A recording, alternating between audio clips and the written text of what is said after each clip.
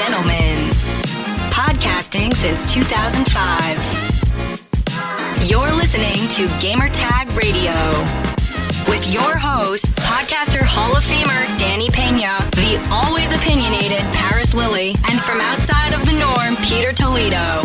This is Gamertag Radio.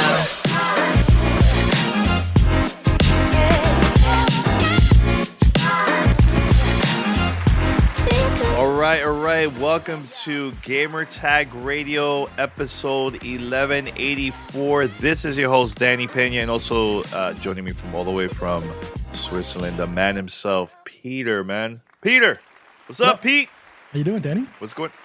Everything is good. Look, Paris, he's not going to be on this episode. He will be on the next. Shout out to him. Yo, Pete, can you believe this is our 17th season, 17th year of Gamertag Radio? Yeah, it's weird. We're so used to saying 17 years or 16 years, and then hearing you say season, and it's like that's like the new podcast term for like the next. Yeah, of course. I think it's funny. Yeah, man. Yeah. No, but we have a lot of good stuff for this episode. I actually recorded a audio preview of Rainbow Six Extraction. I know we're going to be talking about that because you got to play the game, and also E3 2022 might go digital. Might? I don't know. Might? Yeah, we had a conversation. Look, guys, first of all, thank you for attending my Twitter Spaces. We had a session there.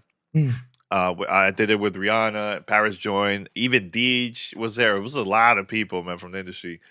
We were talking about E3 predictions of what might happen. And also, and there's a reason why I say might go digital. So we'll talk about that in a few minutes. And NVIDIA, Pete, I know they announced a couple of things, right? The team. We're going to be talking about that, correct. All that good stuff. CES looked like it's dead. With barely anyone there. It's like, well, I mean, I don't know, we can go into that later.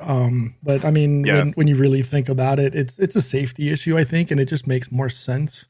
Yeah, of course, yeah. Especially when you have major companies at the last minute backing out of CES, like I think Mercedes-Benz and BMW and things like that. They all shut down.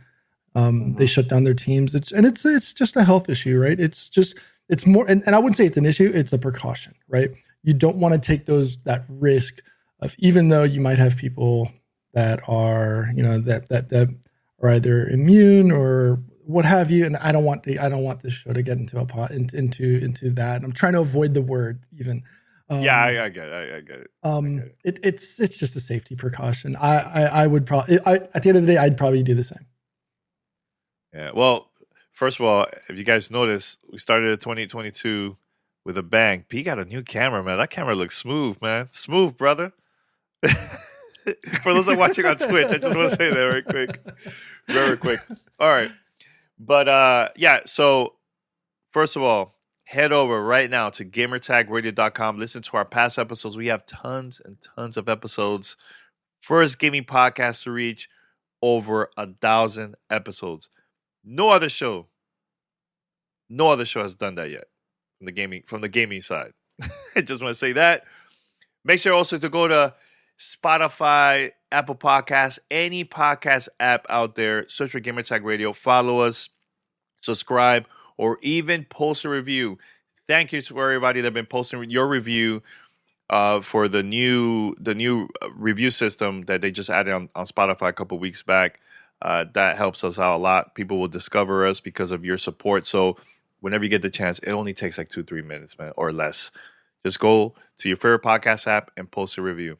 If you would like to be part of our family discussion, because we have one question here, Pete, that I'm going to add to this discussion at the end of the episode. But for those that are listening or watching, if you would like to be part of our discussion of fan mail, here's how you can contact us. Send us your feedback or questions. Give us a call at 786-273-7GTR. Email us at fanmail@gamertagradio.com or leave a message on speakpipe.com/gamertagradio.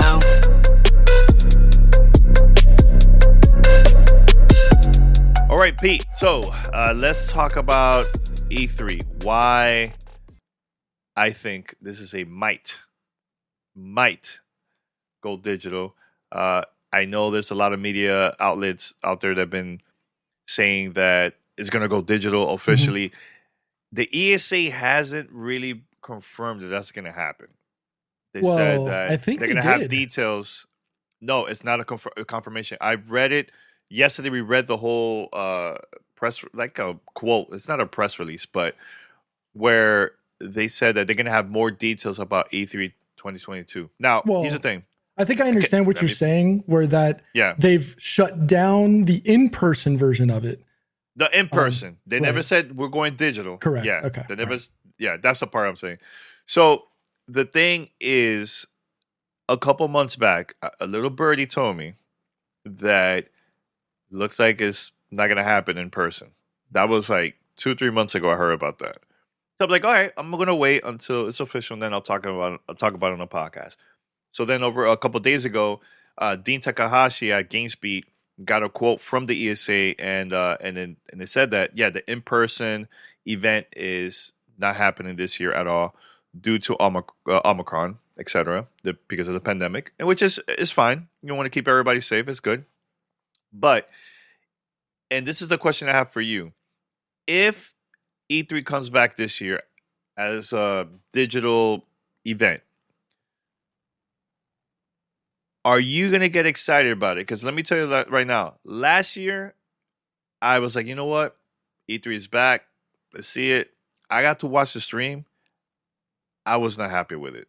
One, because I felt like there was companies that were there, had zero announcements, and it didn't make zero sense for the company to have a digital event there for 30 minutes, not having any announcements, just there. Now, if you don't have anything to announce, might as well just don't be on the show, be part of the show. Mm-hmm. But I felt like the ESA was dragging this so long just to have content for E3 last year. For example, if you watch Summer Game Fest, even if the game wasn't that great, whatever, there was announcements, good or bad. You get what I'm saying? So, but it's new content. I feel like E3 was just a lot of talk and no announcements at all. So if it happens, I wish that the ESA will make it smaller instead of having like this 3-day event. And yeah, just that part I just want to say. But for you, Pete, do you think are you going to get excited? Do you think this is something that's going to be big? Or do you think E3 is just dead? Because we've been talking about that for years on the show. It's true. We've been talking about it. It's so true. So the official statement from them was, due to the ongoing health risks surrounding COVID-19 and its potential impact on the safety of exhibitors and attendees. And that goes to what you and I just mentioned, just a few moments ago, of that they're shutting it down from an in-person perspective, right? But from a digital, we don't know. And at the end of the day, if you ask me, I'm totally fine with it. Go digital, because we've already been talking about the potential death of E3 for a few years now, right? And Pete, this is from 2015, 2016. We've been talking about this. At least, right? And yes, I miss the physical aspect of E3 at the end of the day. Obviously seeing you in Paris, us sharing an apartment for a week, is something that I looked forward to every year. It was almost like my second family vacation, right? And then obviously as well, seeing familiar faces that we, of industry friends, people like Khalif, people like Q, May, Mona, Diana, and folks like that. I think if anything for me, that's my favorite part of going to E3. Not so much the running around of the three of us, like Pepe Le Pew, just Speedy Gonzalez running through E3 all over the place, just getting content. But it's those, and honestly, even if it's just a hug or a dap and a peace sign from across the floor just to say hello, that's the part of E3 that I truly miss. As far as going to an all digital event, that's totally fine. I think it actually makes it better for people going or people that are digitally or virtually attending, just because it gives groups, whether it's developers or publishers, it gives them time to really focus resources on getting the messaging out right. That's one of the things we've always talked about, in that when you see an event, whether it's like a Nintendo Treehouse or something like that, right? You know that Nintendo has put all of their time and effort and resources into making sure that the messaging is correct, that there's no glitches or problems with a demo unit on stage or anything. Everything goes through seamlessly. And also, you get a potential leak-free environment. You don't have people with cameras around the corner watching a rehearsal of an event and then leaking that event out to Twitter, and then months and months of planning and time and effort and hard work and dedication goes right out the tubes because somebody had their phone out at the right opportunity, right? Or at an inopportune time. But then if you look about it, if you really think of it, I think the one that it hurts the most in the whole converse of this is the indie developer, because they're the ones who get the most out of being, whether it's in that central hall at E3, in the LA Convention Center, or even so much so being out in the parking lot at Devolver Digital.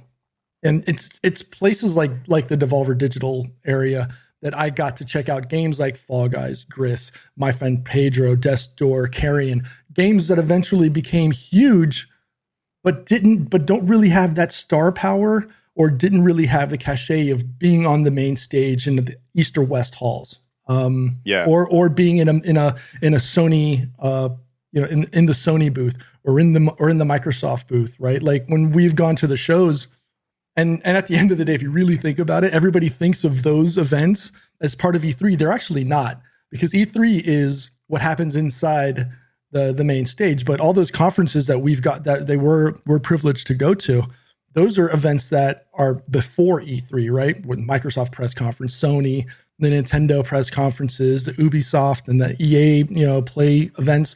Those are all pre-conference. So we really have to focus on what we're getting to see there. But going back to the original question, absolutely. I think we miss it.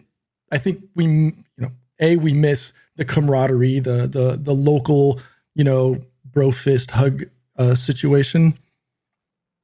Mm-hmm.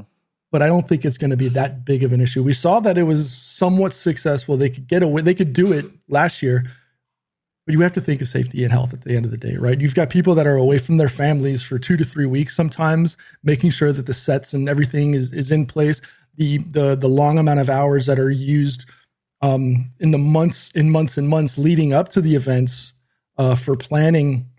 You don't have to worry about the excess overhead of costs of hotel and transportation and food and health insurance for keeping people away from their homes and their families.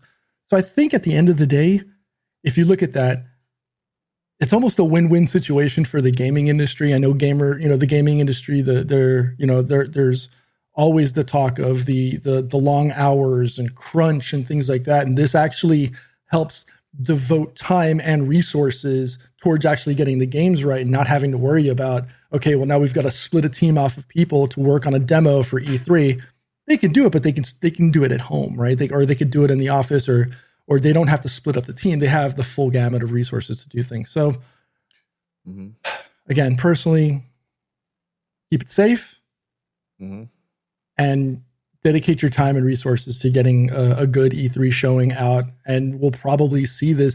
I mean, we're talking about E3 now, but I wouldn't be surprised if we start hearing things about Gamescom and Tokyo Game Show and everyone else under the sun starting to creep up now that E3 has made their announcement. Yeah, we're probably going to find out more. And look, Jeff Keighley goes to Twitter. I know, immediately after. Immediately just posted Summer Game Fest returned this summer. Like that type of thing. I'm like, oh my God, that was like ruthless, man. But anyways, if you go back, for those that have been attending E3 or just watching from home, you realize Rockstar was the first company that said, you know what, no more booth at E3. We don't need to go over there, right?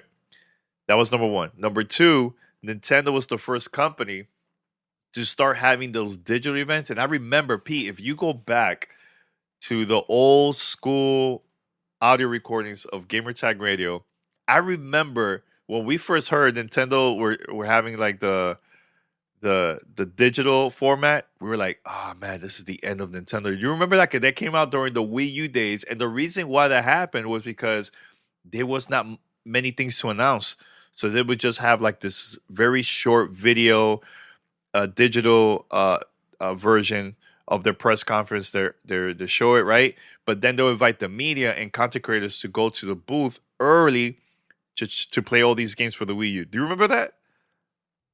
I remember the time period, but I wasn't there in person. Remember, I didn't get to go until like 14, 13. That is true. I was there. It was Paris. Mandy was there. A couple of our friends. But yeah, we got to go, and we got to see. I think there was Donkey Kong was there. And then I think Nintendo Land was like a big thing too during that time. Yeah, it was very, very early days of a Nintendo Direct. Yeah, and I remember seeing that. I'm like, man, this is not good for Nintendo. Like, why would they even do this, man? And look, Nintendo was the pioneer of having digital events, and now every other company's doing it. Every other company, man. Can you believe that? Yeah, it's insane. It's insane where it's gotten to now. It is, man. But anything else from this, Pete?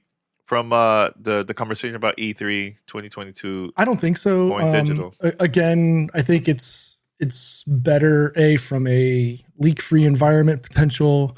You know, you keep people with their families instead of taking them away for long periods of time. And you get to control the messaging. It's like the three big things that we've talked about for years, right? You know, about E3 potentially, you know, going away. Is there a need for the event? Yes. Can we do it better? Absolutely. And I think this might be one of the ways that, you know, that has to happen. Yeah, it's a stalwart in the industry. It's been there forever. You know, you just assume that it's always going to be there. This might just be the straw that says, you know what? We were able to do E3 in a better way. And yes, like you said earlier, last year they held off on the decision as long as possible. And I think that kept people kind of like in flux, not knowing which way to direct resources. But now that they've made the statement, you know, almost, you know, about 6 months in advance, this now gives everybody else time to say, okay, because we know everybody's already been working on it since November, December anyways. But now they can say, okay, now we know we don't have to worry about getting a dev unit out to the, and maybe getting, you know, 3 or 5 different builds all running and the scripting. They can get everything running smoothly. So when it's time for the show, you've had time to edit it and press play and do everything and make sure it works. So definitely. I think they'll be fine. And look, for those that listen to the podcast, I'm planning to post the audio recording of the Tour Spaces session that I had yesterday, because it was a very interesting conversation. Very, very interesting. And look, I get it. Not everybody's going to listen to the audio spaces on Twitter, the pre-recorded version, but I think it will be perfect to post that on the podcast later this week. I'll do that. And yeah, make sure to tune in, because it's pretty good. Really, really good. Pete, so I know CES is happening, and there was like also a digital event from NVIDIA. A couple of announcements happened during that time, and one of them is something I know you're probably excited in Paris. Me, I'm kind of like, okay, I just bought a new PC. I don't know if this makes sense for me, but the 3090 Ti.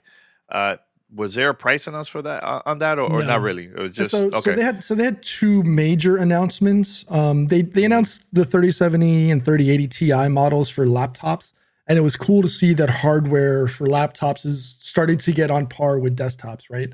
But the big announcement was the 3050, which is like the budget entry model of the 30 series.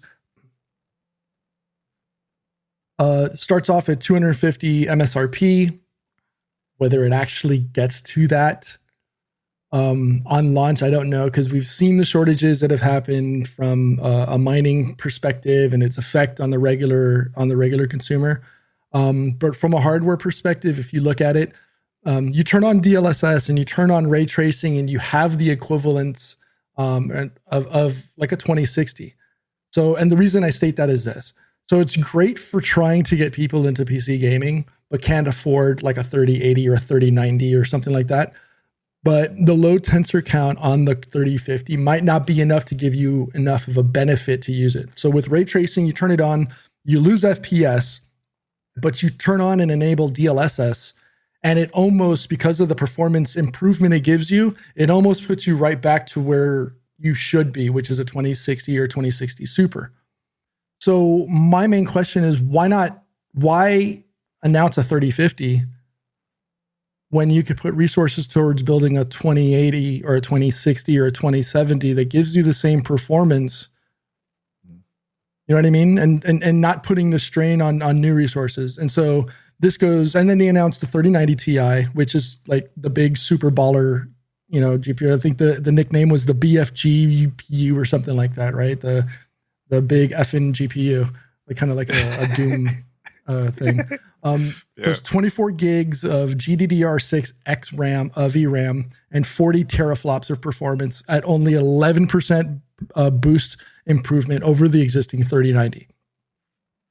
No price was given. Obviously, if you ask me, it's good. It's likely going to hit $2,000, maybe more, especially on the market now that the market is still wild for used GPUs.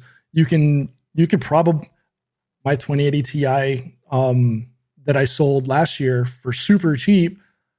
Mm-hmm. It's easily double the cost of what a normal card costs today. So that year plus of having GPUs that are double MSRP are still there because of the whole GPU and the mining shortage. But going back to what we were talking earlier, why put out a 3090 Ti, right? Maybe is it investment? Is it investor? An investor, battle within NVIDIA, because I think NVIDIA could put more resources into building, whether it's a 3070, 80, or 3090 GPU, or give consumers another chance at 2060s, 2070s, and 2080 Ti's, and get rid of the massive shortage that's going on everywhere. I don't know. Me personally, I don't think it's a good look for NVIDIA. Others will say yes, but I really think it's a bad time to do that, man. You've got the return of another possible pandemic, and people may not having the ability or the financial capability to make large scale purchases like this. And you're going to put out a card that's in excess of $2,000 on the market, and it's not reading the room, in my personal opinion. You want to send me one? I'm not going to tell you no. Hey. But in the grand scheme of things, I don't think this was the right time to do that. I just don't think it was the right time. I think they could have put their time and resources towards putting cards in more consumers' hands in a manner of putting, instead of putting out a 3090 Ti, which honestly really isn't needed these days. You could put it towards putting more 3090s or 3080s, 3070s, or what have you on the market. If you want to not have to worry about the 3050 and putting all and putting more 2060s or 2060 Supers or whatever in the market, fine. You just want to focus on the 30 series, fine. But then put all this time and effort and resources into putting the lower spectrum of your inventory out on the market so consumers can take advantage of it, as opposed to spending time and binning specific GPUs or silica just to make sure that you get these 3090 Ti cards out there. I just think it's not doing any justice to the industry. It's doing a disservice, I think, to consumers. I think I should talk about this because this happened during the holidays. Exactly. So, breaking news, and I mean breaking news. I got a PC, a new gaming PC. I don't know if anybody want to applause or clap or whatever, but yeah, that just happened over the holidays. And thanks to the help of Pete and also Paris. Shout out to you guys. You guys got me a nice gaming PC, and also has 3080 there. It's super fast. I've been playing a lot of games. Actually, I've been playing a lot more games on my PC than my console. And here's the reason why. One, trying to get used to playing it like this. Number two, I also want to stream more and do other things too that I couldn't do before. So the funny thing, I posted the picture of my setup, and I had Forza Horizon 5 up, right? and people were like, all right, so Danny bought a PC to play Xbox games. I'm like, what the heck? I remember seeing the comment. I can't remember who it was that said it. We're not going to flame you online. It's okay. But I remember seeing I'm like, and just laughing, just like, oh my God, he got him. But you know why? You know why it's crazy? Because I asked everybody, hey, so what games do you think I should try out? You know, people mentioned The Witcher, and I noticed a lot of people were mentioning Forza Horizon. I'm like, yo, Forza Horizon is like one of my favorite games ever, man. So let me just download it. So of course I downloaded it. I posted, then people, oh yeah, Xbox games. Okay. But Pete, a lot of people have been asking me questions about specs. And look, I'm going to keep it real. Look, I am not a spec guy. I was like, I was just depending on Pete and Paris to help me out with this, especially Pete. So Pete, for the listeners and the people who are watching on Twitch, do you know exactly the specs that I have? Because this is all new to me. You have the setup. I think you have it somewhere on Discord, somewhere, or WhatsApp, our group chat. Let me see if I can do this without okay, let me see if I can see your chat. Well, while you search, I have to admit something else. Look, I get everybody get excited about mouse and keyboard. I can't do it. I can't. I tried. I'm like this, and I'm trying to like hold the mouse. I can't do this. I prefer play the gaming PC, but with a controller, and I feel comfortable. It's good. And look, everybody's gonna have their preference. You know, Pete loves mouse and keyboard. Not a fan of controller, but I think certain games, I see myself using the mouse and keyboard. Certain games, but not first-person shooters. I can't. I tried so many times, and I'm pointing up. It's weird. It's like I can't do it. So it's gonna take It's gonna take a lot of time, right? So when I did my last switch, I think it was 2017 when I switched back from playing primarily on console to switching to PC.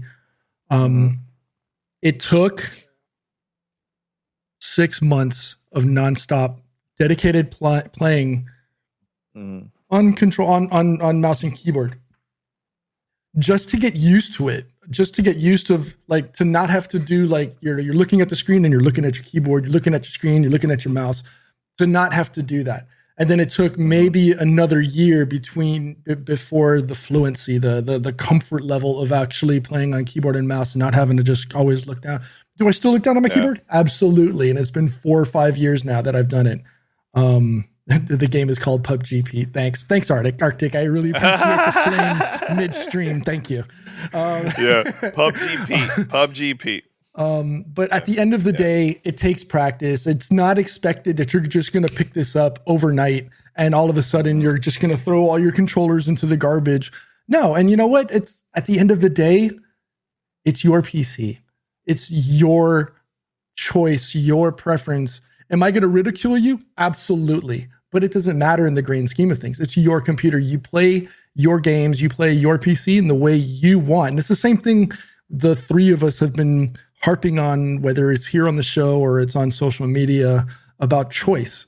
You do what the hell you want to do, when you want to do it, and how you do it. I don't care. It's whatever puts the most fun back in your hands. It's absolutely it is all that's important. Now so you found the specs? I didn't find the specs. I don't have it because they sent it to your email, so you have it in your email. But it's 16 gigs of RAM. I believe we got you an AMD Gen 4 motherboard, obviously AMD. I want to say it was a 5600 on the CPU. I'm looking at my order. If you just want to send it to me, I could read it off because I'll know exactly what to look at. Yeah. But it's an NZXT machine. Actually, I could probably go to. There you go. I sent it. Okay. There you go. Interesting stuff.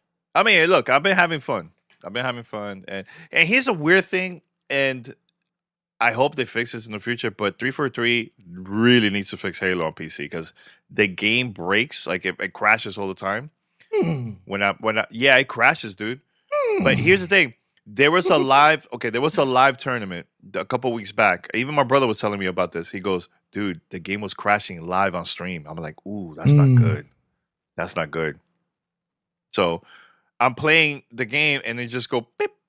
And I have it low settings on that game. Like I could care less because there's no difference when you play that game on ultra or low. Like I don't see any difference. But right. Yeah. I don't. So. I didn't have it. I haven't had an issue like that. Not to say that it isn't happening. That's the only game. Every other game, I'm fine. I play GTFO. Right. I've been playing Horizon on PC. That's another game I can't talk about. I've been playing it. High res, ultra. Yo, dude, no crash, nothing. Smooth. Interesting. Halo Infinite is the only game that crashes. I don't know what's going on. That is strange. It's very strange. This is Gamertag Radio. Voicemail at 786-2737-GTR. All right, folks, time to pay the bills.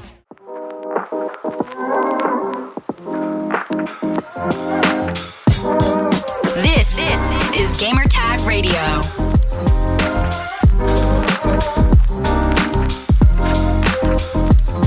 So, you got it, Pete? The email? The email has not come into my mailbox. But go to your spam.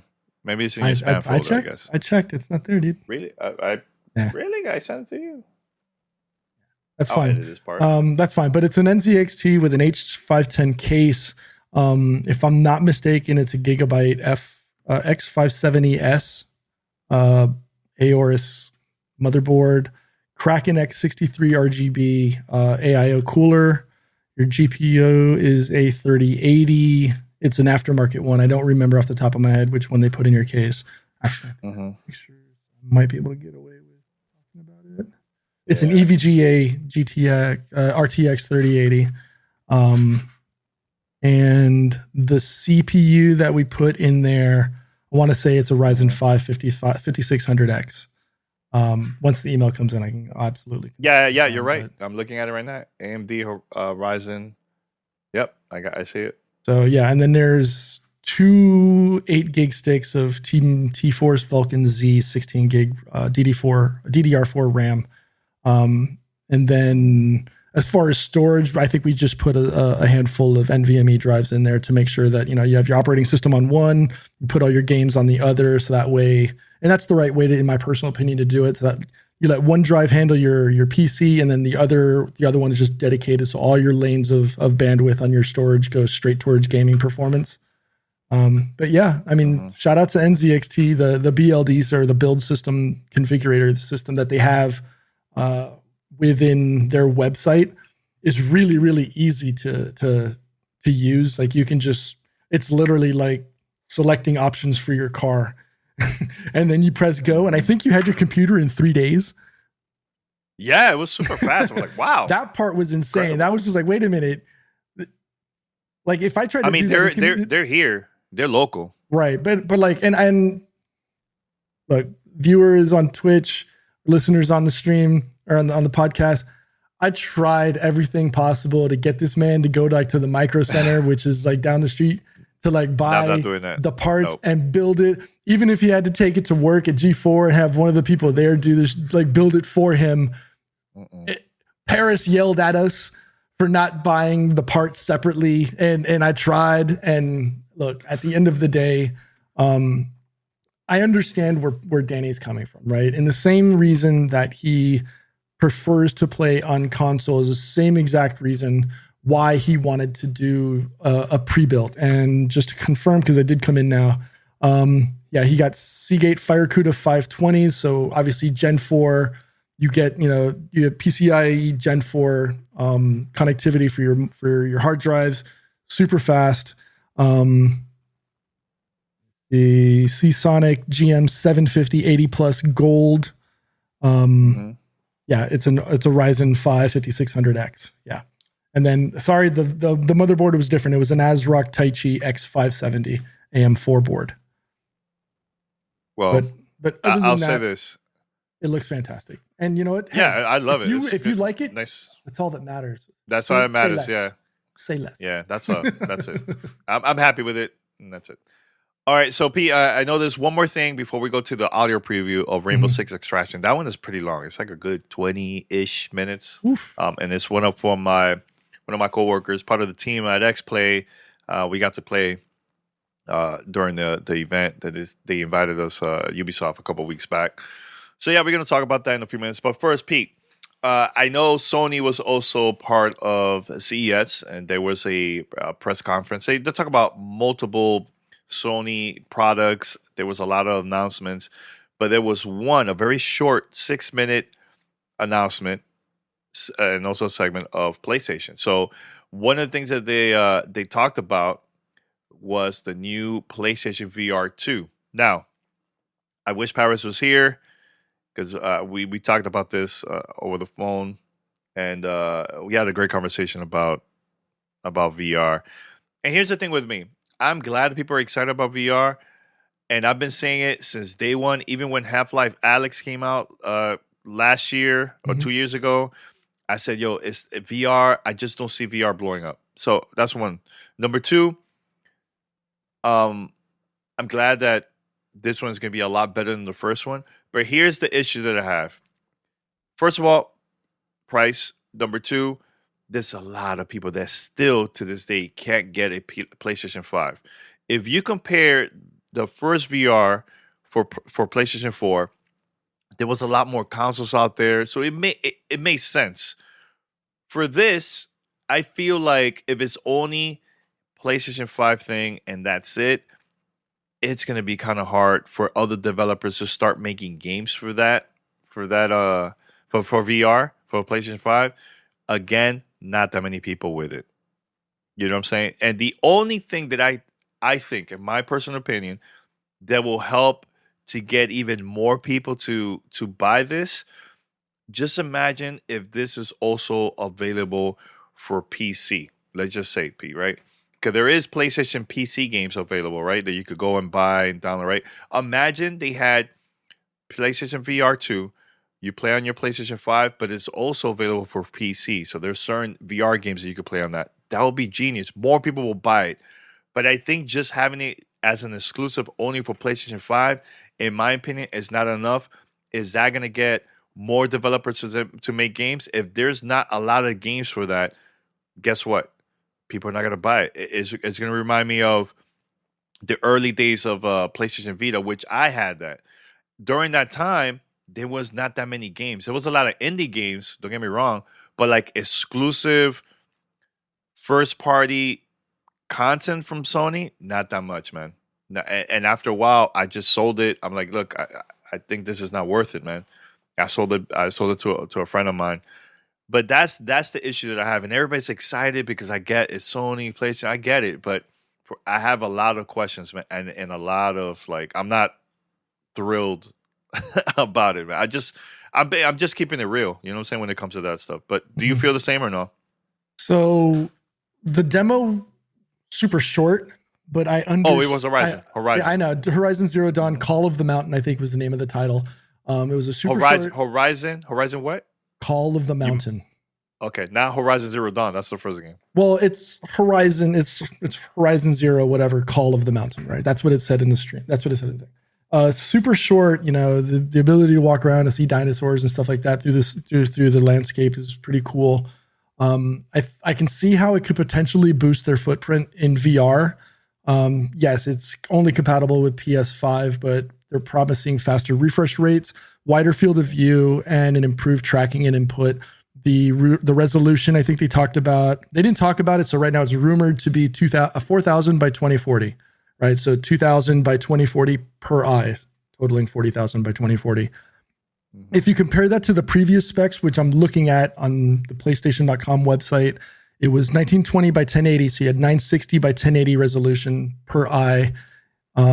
Your refresh rate was 120 hertz. Field of view was 100 degrees. So if they're trying to do better refresh rates and wider field of view, I think it'll make getting dizzy on VR a lot easier and a lot faster. But like you said, no launch date, no price given. You ask me, I think it's probably going to be the same as what the original PSVR came out with at $499, which could or could not be seen as a mistake.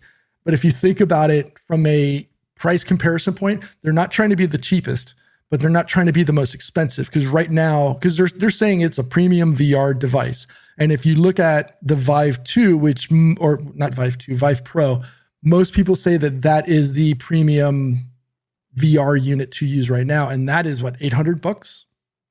Depending where you're at. So by putting it at 500, it's not the cheapest, but it's not the most expensive. It sits in the middle. You get a high quality premium VR device. Going back to your conversation about the stuff that you could play, there is a rumor that I read while researching this story in that it's going to be backwards compatible, which I think that helps. Would help a lot. And I think that would help reduce some of the doubt you personally have, not having the amount of titles that support VR. But if now you're saying, which is funny because when we talk about backwards compatibility, Sony's not always been the best friend in that narrative. But now it's like, okay, wait, I can go back and play other VR games from the previous PlayStation. That actually starts to open the door of doubt and saying, okay, well, this might be something that, people would get into. What do you think? Is that enough though? I don't know. I'm not on the PlayStation platform. I can't say that. Sony, you want to change my mind? Send me a platform. Hey, I challenge you. Again, don't get me wrong. I think the technology on top is going to be way better than the previous VR. But is it enough if there's people still to this day struggling just to find a PlayStation 5 and they're going to release this? You're 100% correct. You get what I'm saying? No. I get you 100%. You're right. I'd rather Sony focus on, get more consoles out there, or even have a mini version of PlayStation 5, a slim version, I guess. You know what I'm saying? Like, that to me is better because now more people could play Ratchet & Clank. More people could play Horizon that comes out next month and later this year, hopefully, God of War, etc. Like, that to me is more important than just, hey, we have a VR. It's like, right. I don't know. I'm not really thrilled about it. Dude, everybody was talking about it on social media. Like, you get how it is, Pete. Like when the second new announcement, So the only thing I can say that I kind of disagree with you is like telling Sony to put more consoles out. There's a global shortage, so it's not like of course, it's not like they're holding them back. It's not like they're or are they? Who knows? But but I totally understand what you're saying with respect to how are you going to put more $500 VR sets when I can't even buy that only works with a PlayStation 5 and I can't even buy a PlayStation 5 by going to the store, right? I have to play the Newegg Shuffle, or I have to play the Amazon Shuffle, or be blessed by the gods when I walk into the store and happen to see one on the shelf that nobody else saw, right? Yeah. How do you get through that, right? And this is only going to target existing PlayStation 5 customers. And if that is the case, are you going to run into B&H Photo in New York City and drop $1,000 to buy a VR combo? Yeah. Here's the thing. Nope. And I've been having this conversation with Paris too for a while now, even way back before the PlayStation 5 came out. Mm-hmm. We had this conversation where I was saying, and he also him, I was like, yo, don't be surprised if you see Half-Life Alyx as an exclusive for VR2. I could see that happening easily because it's only available on PC. Also have that game available for console. That would be huge for Sony, huge. But is that going to be enough for the majority of PlayStation 5 owners to go out like, you know what? I'm going to buy this VR set. That's the problem. And if there's not that many units out there, it's the same thing with Kinect. Remember Kinect? It was out. Cool technology, couple deals were made behind the scenes so companies could add features, connect, but there was not that many great full 100% connect games. There was not that many, and at the end it fell off, and that's why Microsoft was like, oh, let's have it as a bundle. More people are gonna have it, more developers are gonna develop it. But now what happened? The whole freaking bundle was expensive, and that's why Xbox One was a failure when it came out. You know what I'm saying? So there's a lot of things. I'm just trying to be smart. I'm not trying to get hyped just because it was just a new announcement from Sony. You know what I'm saying? Right. So no, I get it. Yeah. All right, one more thing. We're gonna play now the audio of our hands-on preview of Rainbow Six Extraction. Again, this is not a review. This is just a preview. Once the review comes out, we have more things to talk about. It's going to be a very interesting conversation. So check it out. We'll be right back after this. You're listening to Gamertag Radio. All right, everyone. We're going to now talk about Rainbow Six Extraction and here on Gamertag Radio, and have a special guest. Would you like to introduce yourself, and we'll go from there? Oh, sure. Hi, everyone. My name is Emily Rose Jacobson, and I am a creative producer for XPlay on G4 TV, among other things. Yeah, part of the team. And make sure to check out her past work. That's amazing. And I know you worked on the Skyrim video for G4. I know it was a couple other videos. You want to mention a couple ones that sure. you mentioned you worked on? I'll do the ones that I love. I did is Fallout 76 good now? Because I'm a big Bethesda nut. And yes, I also did the Skyrim, the 10th anniversary Skyrim kind of mockumentary. And then I've did the reviews of Guardians of the Galaxy, the review for Back 4 Blood, the review for Sherlock Holmes Chapter 1. And my most recent video was Cyberpunk 2077 1 year later.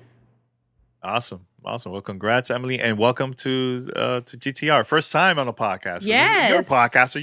You've been doing podcasts for a while too, right? I have. I'm actually a part of a Mass Effect tabletop RPG podcast. So if you like Mass Effect and you like narrative tabletop RPGs via podcast, check out Adventum.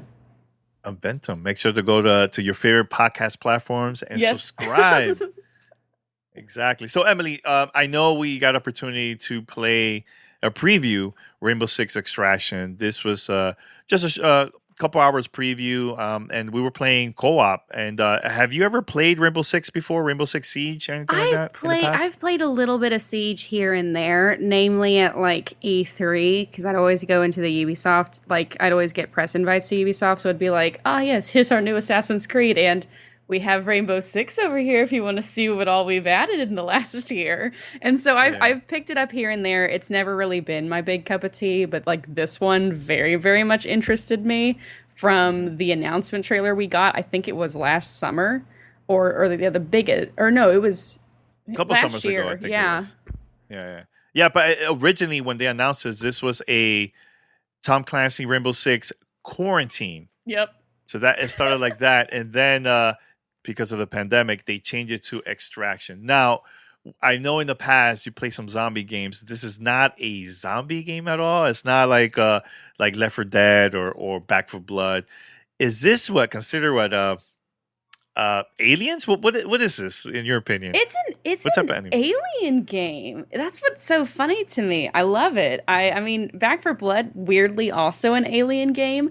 I think everyone's kind of going away from like zombies because it's now hitting too close to home with the pandemic, and they're going into aliens. But I mean, it's super fun. Yeah, I really want to know more about the lore of like who are these aliens? How did they get here? What is the state of the world like? Because I know in I think it was in Siege, it's very much like the U.S. has fallen. Here we are. And so I'm like, great, how do these aliens affect the timeline? I know it's a little bit of a Splinter story, but like, what is the path to that Splinter story, etc.? That's the thing I'm really curious about.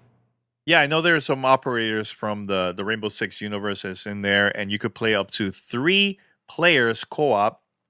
And in this, there's 12 maps in the game. There's 13 dynamic mission types that you could do in there, and also over 90 weapons and gadgets. I don't know if you're a fan of gadgets. I'm more of a weapon guy. I'm like a run and shoot. I'm not. I know some people like to take their time with the missions. This is not a Halo game or anything like that. But how's your style? Like, what is it that you like to do in the game? Totally picked that up on your play style from when we played together in this game. I was like, yes, but that's what's so much fun is that I really see the flexibility of play in this game. I'm very much like. I'm long distance range lady. I love me a good sniper rifle. I love me some tactical approach. So like as soon as I figured out like you have a drone in this game where you can just like remote control drone and it helps you out immensely. Like, you can sneak into rooms, you can see kind of where your objectives are, where enemies are. You can really use that to kind of chart a course before you go in guns blazing. And for me, like, that suits my playstyle so much. I love stealth. I'm a huge, like, arcane person. Let me do all the stealthy stuff. So that's what I love about this game. Yeah, is that you can play, it plays to your run and gun style, but also plays to my kind of tactical planning, stealthy style. And the most important thing, this is cross-platform and also cross-save, which I think nowadays in 2022, we have to see more games with that. Anything that deals with like multiplayer, because not everybody has the same type of platforms, or consoles. But that's good. So let's say I have an Xbox, a PlayStation. I could play with Emily. She has the PC version, so I think that's great. I think that's going to help for the community to grow even more. For those are fans of this game. I know you can also play solo. We'll talk about that in the future, but we're going to talk more about our experience.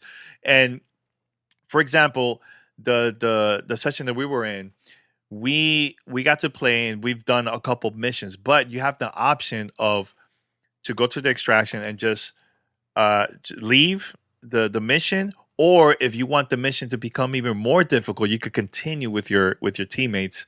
And there's some moments where I notice either I died or Emily dies, and she will take me back to where like the helicopter will pick us up, and we have to decide, should we just go and leave one person here? It's only going to be only two of us now instead of three.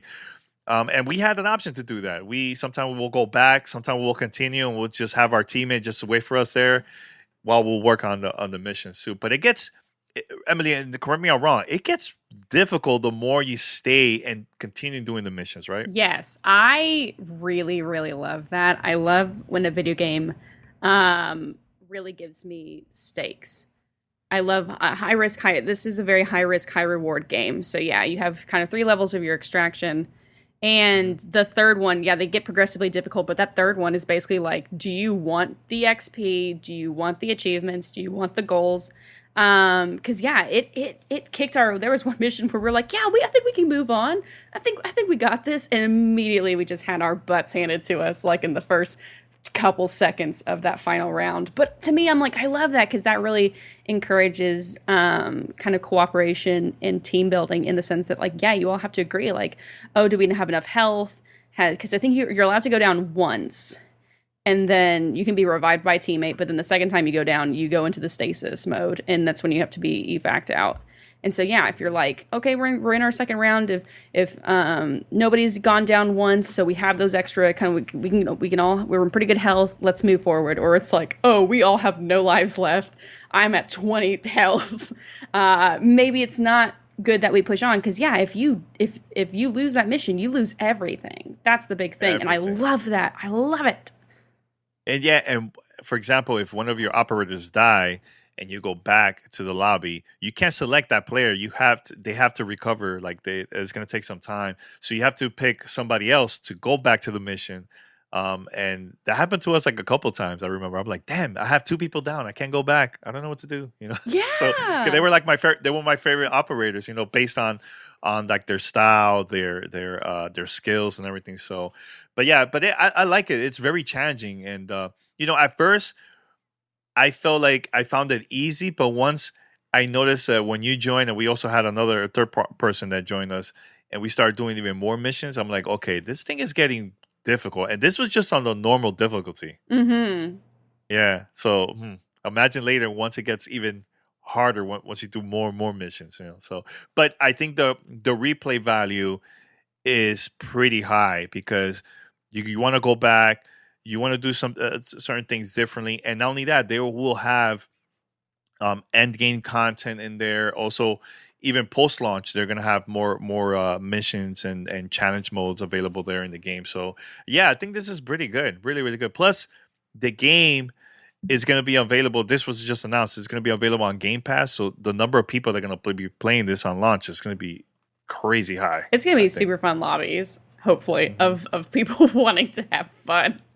Yeah. What was the thing that stood out to you about just like the enemies and the things that you do in the game? Oh, it was, in your opinion. It's definitely Because you have like your run and shoot alien games where it's like, all right, here's our standard alien, here's our different types, here's our tanker, here's kind of the one that's going to really charge you, here's the sprinty one. But there is a really unique feature in this game where it's like, I forget the name of it, but it's basically it's like this alien sludge that exists. And if the aliens step on it, they speed up and they can cover more ground faster. And if you step in it, it slows you down. And it also works, I think, as an alert system for the aliens. Like, they are connected to it. So, like, you can shoot it and clear it out, but you're also creating noise. Or you can just try and avoid it entirely. But, yeah, if you run through that thing, A, you're going to get slowed down. And B, you're going to alert the aliens that you're there. And to me, I'm like, yes, I love it. It's a whole new level of, like, this game really requires you to plan and think. Like, you can run and gun if, like, you're super skilled, if you're really skilled FPS, like, dodging and sliding through doors and stuff. But, like, yeah, there's also this kind of methodical, tactical aspect of this game, which, like, really excites me because that's spooky sludge. Yeah. You know, there was a part of the mission that I did before you joined. I was actually playing with somebody else, and I was in a room that had to do a mission, and I tried to cover certain areas so it would take longer for the enemies to go in, and they just broke everything and went in to try to attack me because they noticed I was gonna destroy like an egg or something like that in the game. That was really fun. But yeah, that stuff that you talked about, I remember I was running because there was a couple enemies that was going after me, and I felt like I was stuck. I'm like, and by mistake, I start shooting it to the like on the floor, and I noticed that it disappeared. So you have the option to use either your weapons or just grab a knife and just swing at it, and it will disappear. So it will help you to run faster, you know. But I start shooting everywhere to clear that area up as much as I can. No, yeah. So that was cool. There's a lot you can do in this game. Yeah, and honestly, like sometimes when we'll go back to the mission, it doesn't feel the same. Like I feel like either the enemy changes or just the environment changes every time you go back. So I like that. It's very unpredictable when it comes to that. Mm-hmm. So, yeah. What else, Emily, do you would like to talk about for this before we wrap this up? Because I really enjoy this. I think for those that are been kind of like curious about it, you should definitely check this out. Even if you have Game Pass on PC or console, try it out for sure. 100%. I know this is also going to be like in other platforms too, you know, but like on Stadia, Amazon Luna, PlayStation 5, PlayStation 4. So Xbox One also, you can try it out. But yeah, you were going to say something? Like, I'm not the biggest Rainbow Six person, but I really have really enjoyed what I've played of this game so far, and it's an absolute blast. Yeah, I think another big thing for me is the operators, and that the choice in your operator is also pretty essential. Like, with Back 4 Blood, certain like, whatever character you choose had, like, certain perks, but then if you buffed out your cards in the card system in that game, you could kind of basically like get around those perks if you're like, I just really like this character and I'm going to work them to suit my play style. With the operators, it's like they have one super skill and they have their set weapons and they have their set abilities. And so, yeah, it goes back to what you said earlier. Like, you can have your favorite operators. Like, I love the tech girl. And as soon as she went down, I immediately was like, no, I haven't played with anyone else yet. I am much weaker than I'm going to be. And I think that not only applies to like your personal play style, but you can also suit it to like who you're playing with. So if you're with a group and you're like, okay, we clearly need some kind of healer, you can select the medic character, who I believe gets like, they're able to heal people. You don't have to just find health items. They can restore your health if they go up next to you, and that's like kind of like their ability. And so yeah, there's stuff I love. Like, it's very well thought out, and there's really specific details. And yeah, like I said, it's very tactical and very methodical. Yeah, I think my question to you, Emily, for those that never play a game like this, but they are huge fans of Rainbow Six Siege, do you think this game will get their attention to just try it out just because it's part of the Rainbow Six universe? I think so, especially if it has, like, I know this game has operators that kind of span throughout the Rainbow Six universe, which is really fun. And I think, yeah, I mean, it's got that really nice kind of co-op gameplay that Rainbow Six is known for. Like I said, you can go running and gunning and stuff, and there's all the levels are very, very unique. There's each, I think, going back to what you're saying, I think there's like 13 different objectives. There's a certain amount of like, there's different missions that can be shuffled throughout. So it's always going to be something new. It's always going to be something different. And yeah, I say like, yeah, if you like Rainbow Six, I think you'll like this too. It's like Rainbow Six meets, like Alien Left 4 Dead, or like Rainbow Six meets Alien, even more Alien Back 4 Blood. But yeah, I say give it a chance, especially if you're looking for like a co-op that really challenges you. I think this is one you definitely need to play. Yeah, and I have to mention this. This is a standalone game. This is not a like downloadable content for Rainbow Six Siege or anything like that. So just want to make that clear for those that are listening. But another thing I forgot to mention is this has a couple things that's similar to Back 4 Blood. Like, you know, when you play the game and you finish a mission and you go to like a safe house, there is something similar to that in here where once you lock that, you can't get out. Like you have to go to the next area of the map, you know? So that's something that's pretty cool because it will help you to save yourself from the chaos. Once there's like so many enemies, you could just lock yourself in that area and they can't go in, you know? So, and also once you level up in the game, that will help you to unlock new missions and new levels. So the more you play, the more it will help you to get experience points, and it will help you to. Yeah, go ahead. This goes back to the stakes, the most terrifying part of this game. So if you die in the game and you don't have your team rescue you, you will lose all level. Your character will restart at level 1, which it's so mean, but I love it because it's like, it's like those are the stakes. I love it. Yeah, you have to be careful. You have to be really, really be careful, and also take your time. I think that was my mistake because I was rushing through a lot of the missions, and it hurt me a lot. You know, you have to also like make sure that you have not only health, but how are you going to get health back? You know, if you don't have any, you know, maybe some of your operators, like your teammates, could also help you out with that too. So I feel like this to me is a co-op game for sure, based on that, you know what I'm saying? So let me see if there's any. I think that's about it. You know, I highly recommend for everyone to try this out. This game is a lot of fun, and I can't wait for the official review in the future on G4 and also on GTR, right, Emily? Yeah, I'm really excited. That's gonna be a lot of fun. All right, Emily, before we wrap it up, mention your Twitter account or socials, anything that so people could follow you. If there's any other future projects that you're working on, so people could check that out. Oh, sure. You can follow me on Twitter. That's where I post a lot of my stuff at frankly_Emily. And if you want to follow me on Instagram, it's frankly_Emily with an extra little underscore at the end there. And yeah, like I said, I'm a part of Mass Effect Adventum, a tabletop Mass Effect RPG podcast. I think we've been doing this for 4 years now. We're in season 2. Wow. It's wild. That's awesome. Time flies when you're having fun. But yeah, we've had guests like Mark Meir come on and play with us, who was the voice of Commander Shepard in the original trilogy. And yeah, like if you love Mass Effect, if you love good storytelling, it's got emotions, it's got danger, and it's just got so much hilarity. So yeah, feel free to check it out.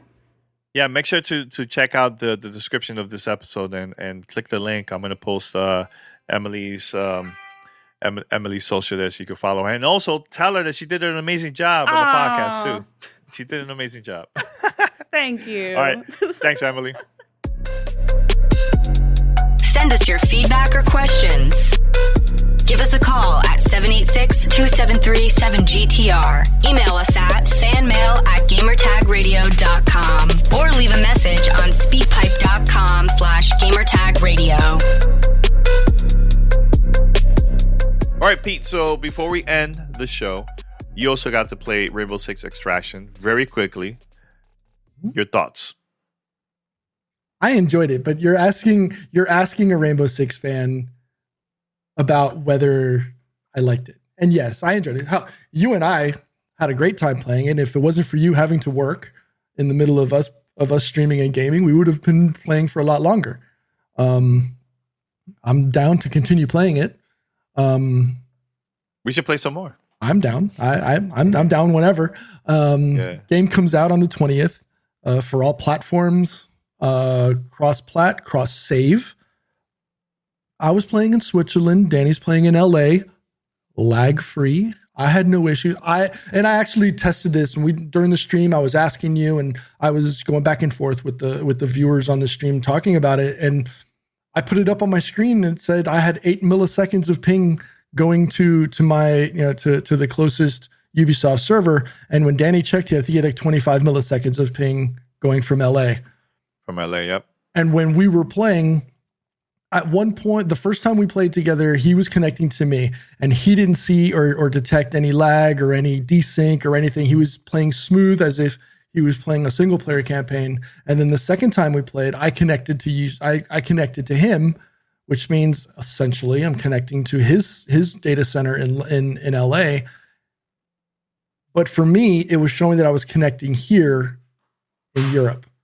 So I don't know if maybe they've figured out the issue of playing lag free within the cloud that maybe other providers need to do. Like, tell you honestly, when I play Halo Infinite, I'm fantastic when I play in the EU, but when I play with my friends in the States, I'm trash because I'm battling 90 to 120 milliseconds of ping. Like Danny, when me, you, and Rihanna and Mark played Halo Infinite right before y'all left for Vegas during the holidays, we had a blast. And yes, I was dealing with ping, but we didn't play with a ping disadvantage, or I didn't play with a ping disadvantage, or neither did you when we were playing Extinction. Is that because this is a PvE game and it's much easier to have to track incidents and resources in a co-op experience versus playing it multiplayer where you've got 6, 8, 12, maybe, like 64 if you're playing Battlefield, 2042, where you're tracking all of that information and trying to keep it, together. I don't know. Maybe is it because maybe I just need to play more PvE games. Yeah. I mean, is it dedicated servers for this? That's I think because I remember the first one, there was a controversy that wasn't dedicated servers, and then they added it. Ubisoft added it after. So I think for this one that they launched, I think this one has dedicated servers. I think that's what it is, Pete. Look it up, because I remember there was a huge controversy when the first game came out, Siege. Look it up. I'm looking it up. I do not see anything about dedicated servers. Yeah. Huh. Okay. Well, just leave it as that. All right, but overall, you enjoyed it. That's good. I had a great time. I really enjoyed it. I don't want to give it away. Honestly, you want to see gameplay? Head on over to the archives on Twitch and watch Danny and I playing Extraction. Watch Danny running out of bullets. We had a great time. Yeah. It was a lot. Now, before we wrap it up, I just want to say thanks to everyone. Next month is our 17th year of Gamertag Radio. Long time. Pete's kids were like, I don't know, they were like not even the double digits yet. They were like really young, but it's crazy. It's crazy that the show is still strong. We're still getting a lot of listens from fans worldwide, and I'm glad that people are supporting us. And every year we get better and better, man. And I'm going to continue to do this as long as I can. Pete probably feel the same, and also Paris too, And I can't wait for this year, man. Pete, you want to say anything about that?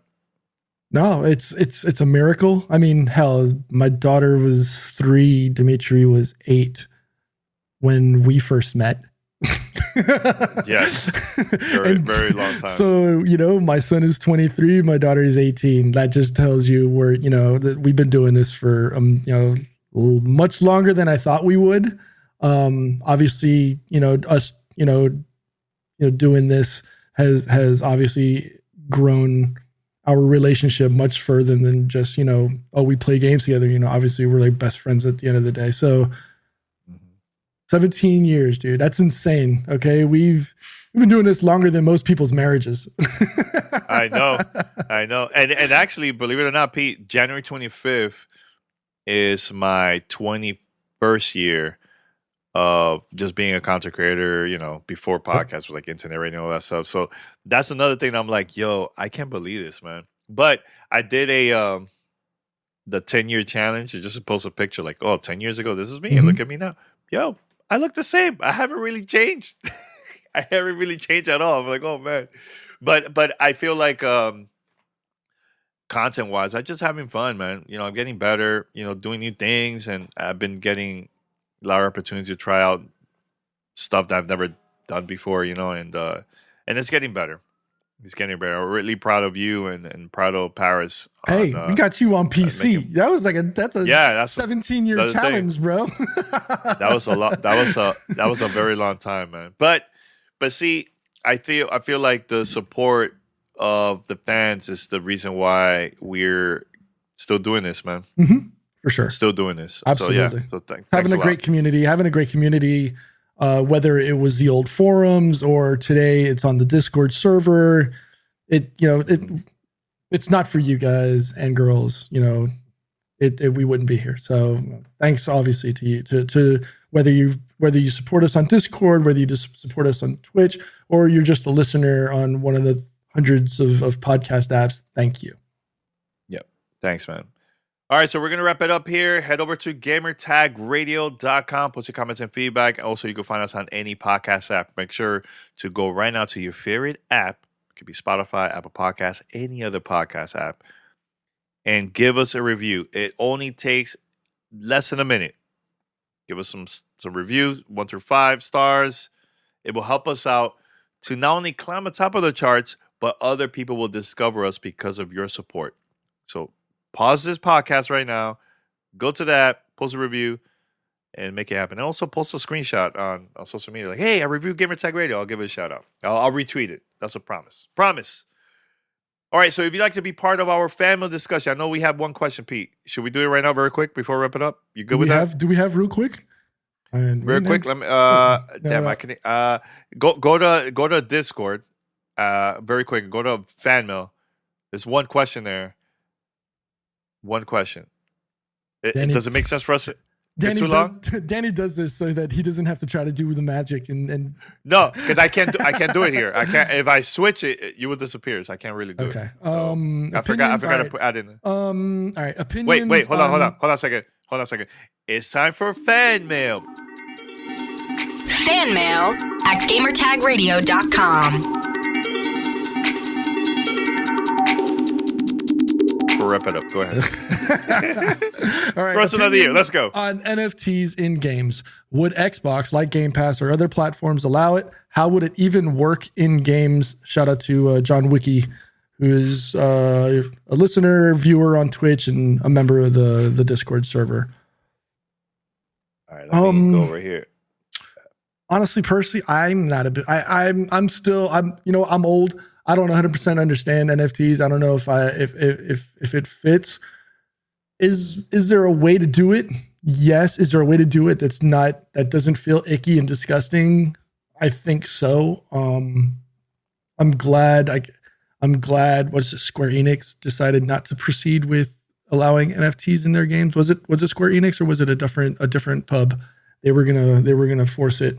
I think it's too early. I know blockchain gaming is a thing. It's been a thing for the last 2 years where you could take advantage of crypto mining in games. Obviously, we're not going to see it in Rainbow Six Siege or Extraction, but you know it is a thing. It does work. I think it's. I don't know. I don't even know if I have the right verbiage. To say it sounds or works well. I know companies like was it Norton is including crypto mining in their software for antivirus, and it's kind of icky and disgusting. I don't see why software that's supposed to protect your computers is automatically adding it to their crypto mine. So doing it while I'm playing my video game on something that I've already spent money on, and I'm not going to get a return because you're supporting it. I don't know. I think I may need to do more research on NFTs, and Paris could probably explain this much better than I can because he's got a better talent at that. Yo, I don't know, Jack. I don't know anything about this. I'll tell you this. I a lot of companies are doing this because it's the hot new thing now. Trends, everybody's starting to do it, And once it pops, it's gonna go away. People are gonna stop. Like right now, everybody's just trying to be part of the trend. Again, Pete, I'm like you. I don't know jack anything about NFTs, zero. But it makes me feel uncomfortable seeing like all these gaming companies now, like, hey, we have NFTs celebrating Castlevania, like all this, like, or Final Fantasy. Let's put an NFT. I just don't get it. The best thing to do is you don't like it, don't support it, don't buy it, and that's a more powerful way to show companies you're invested. But for me, I just don't know anything about it. I know those people saying that it's not good for the environment because of servers. I'm like, wait, hold on. You mentioned these servers, but also you have Netflix. You have all these digital servers that you're streaming. You also have cloud gaming. You support buying games from Steam and all these places, which also use servers. Like that to me doesn't make. I just don't get it. Please, if somebody can explain to me about NFTs, please send me an email because I just don't get it. But again, you don't like it, don't support it, be vocal about it. Yeah, look, at the end of the day, I know that we have friends in and around various communities, for example, DJ EFN and Nori over at Drink Champs that have, they've just recently released a set of NFTs to support them. And that's cool because they understand the brand, they understand the value of NFTs and how it pertains to their communities. As far as gaming, I don't know enough and I don't want to speak out of turn. Is it for me? No. Am I involved in cryptocurrency and stuff like that? I may have some stuff on the side, but as far as NFTs and gaming, I don't know if I have enough to speak about that. And same. I'll just leave it at that. And that's it. But thanks for the question. It's good to talk about this because, again, we don't know. I would like to learn more about it, but look, I'm a gamer, man. I play games. I'm not in there like, let me invest in NFTs. Like, I don't know anything about them. All right, so we're going to wrap it up here, guys. Thank you so much for listening and also watching Gamertag Radio. We'll be back here next week. More content, and it feels good to record. It feels good. Been a while. Absolutely. Been a minute. Take a break, come back strong. All right, so we're going to wrap it up here. Thank you for watching and listening. Until next time. Thanks for listening to Gamertag Radio. Be sure to like us on Facebook and follow us on Twitter.